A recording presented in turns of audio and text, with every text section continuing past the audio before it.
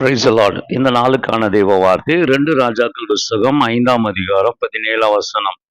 2 பொதிமண் உமது அடியானுக்கு கட்டளையிட வேண்டும். இனி கர்த்தருக்கே அல்லாமல் அந்நிய தேவர்களுக்கு பலி செலுத்துவதில்லை. இந்த வேத பகுதியானது 2 ராஜாக்கள் புஸ்தகம் 5ஆம் அதிகாரத்திலே நாகமானுடைய சம்பவத்தை வைத்து எழுதப்பட்டிருக்கிறது. சீரியா தேசத்தின் நாகமான் என்பவன் சுகமாகுவதற்காக அவன் எலிசாவின் இடத்துல வருகிறான். எலிசா சொன்ன வார்த்தையின் பிரகாரம் அவன் சுகம் அடைகிறான். சுகம் அடைந்த உடனே அவன் ஒரு தீர்மானம் எடுக்கிறான். இஸ்ரவேலின் தேவன் தான் எல்லா தேவர்களுக்கும் மேலான தேவன்.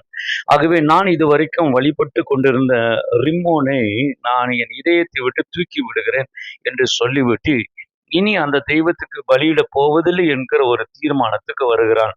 அருமையானவர்களே, ரட்சிக்கப்பட்ட உடனே விக்கிரங்களை விட்டு விலகுவது மேன்மையான காரியம்.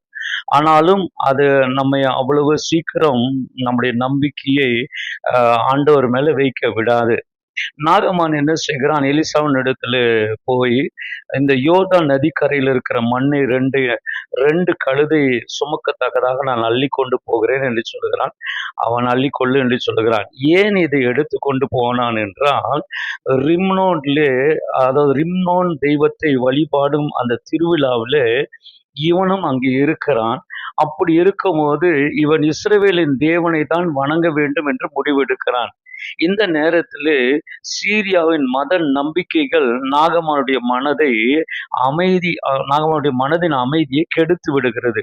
ஆகவே என்ன செய்கிறான்? தான் கொண்டு வந்த அந்த மணலினாலே ஒரு பலிபீடத்தை கட்டி மீதி இருக்கிற மணலை அங்கங்கே பரவி அதில் முழங்கால் படியிட்டு அவன் இஸ்ரவேலின் தேவனை அவன் தொழுது கொள்ளும்போது இந்த மனநிலைமை அவனை விட்டு மாறும் என்பதற்காக அதை செய்கிறான். அருமையானவர்களே, வியாதி, வறுமை, போராட்டங்கள், எதிர்ப்புகள், இப்படிப்பட்ட சத்தத்தின் மத்தியிலே கர்த்தரை தொழுது கொள்வது மிக கடினமான ஒரு காரியம். பல்வேறு சத்தத்தால் மனம் அலக்களிக்கப்பட்டு விடும். ஆனால் ஒருவன் தன் ஆத்மாவிலே வாக்குத்தத்தங்களையும் தேவ வார்த்தைகளையும் பரப்பி வைத்திருப்பான் என்று சொன்னால் அவனுடைய ஜப வாழ்க்கை நிச்சயமாக வெற்றியாக முடியும். அவன் நன்றாக ஜெபித்து ஜெயத்தை பெற்றுக் கொள்கிறவனா இருக்கிறான். நாகமான் பரப்பின யோர்தான் மணல் சீரிய தேசத்தை மறக்க செய்தது போல இன்றைக்கு இந்த வார்த்தையை கேட்கிற உங்களுடைய வாழ்க்கையில் இருக்கிற வாக்குத்தத்தங்கள், தேவ வார்த்தைகள் இந்த உலகத்தையும் இந்த பலவீனங்களையும் மறக்க செய்து தேவனோடு கூட நெருங்கி வருகிற அந்த பாக்கியத்தை தருவாராக.